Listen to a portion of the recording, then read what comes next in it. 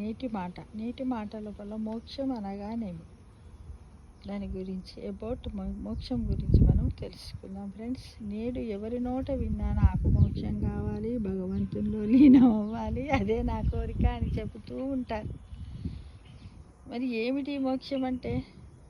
మోహ క్షయమే మోక్షం. ఇదే మోక్షం అనగా ఏమిటి? వాయువులో చేరినప్పుడు లీనమైపోతుంది, నీరులో చేరినప్పుడు ఏకమైపోతుంది, అగ్నిలో చేరినప్పుడు ఏకమైపోతుంది. అదే విధముగానే భగవంతుడు జ్యోతి స్వరూపుడు, మనము జ్యోతిగా మారాలి, అప్పుడు దాంతో మనం ఏకమైపోతాం. భగవంతుడు ఆరూపుడు కనుకనే మనము మృగతత్వంపై భ్రాంతిని వదిలిపెట్టాలి, అప్పుడు మనం ఏకమైపోతాం. కానీ 24 గంటల లోపల దేహాభిమానము కలిగినటువంటి మానవుడికి ఎట్లా ఆత్మాభిమానం అర్థమవుతుంది? కనుక ఆత్మతత్వంపై మన యొక్క మనసును కాన్సన్ట్రేట్ అంటే ఏకీకృతము మనస్సు పెట్టి చెయ్యాలి, అప్పుడే ఆత్మ ఏకమైపోతుంది. ఇటు ఏకత్వాన్ని సాయుధ్యం అన్నారు. దీన్నే మోక్షప్రాప్తి అని అన్నారు, మరియు లేదా మోక్షప్రాప్తి అని కూడా అన్నారు.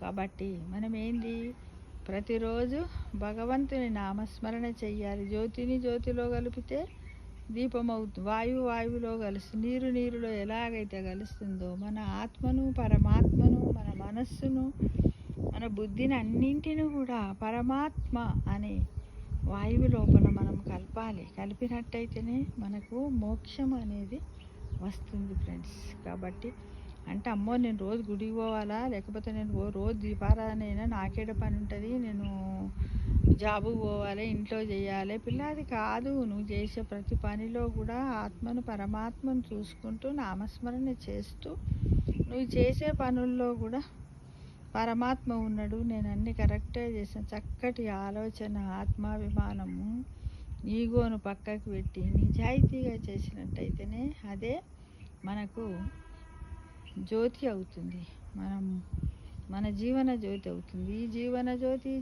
జ్యోతి వాయువులో కలిస్తే మోక్ష జ్యోతి అవుతుంది. పరమాత్మని యొక్క మోక్షానికి పోవడానికి మనకు అక్కడ మెట్లు, ఇప్పుడు మామూలుగా శరణమయ్యప్ప 18 మెట్లు ఉంటాయి కదా, ఆ విధంగా మనము మెట్లను ఏర్పరచుకొని తొందరగా ఎక్కి వెళ్ళిపోవచ్చు. లేకపోతే ఏ ఒక్క మెట్టు మధ్యలో కుంగినా మనం ఎక్కలేము, పోలేము. కాబట్టి అలా ప్రయత్నం చెయ్యండి.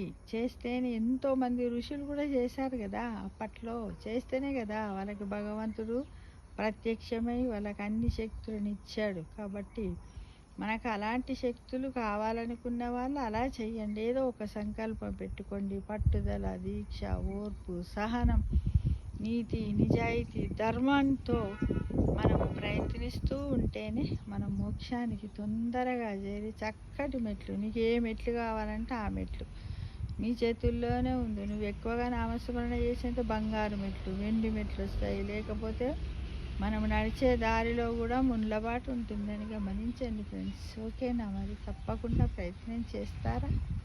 చేద్దామా మరి?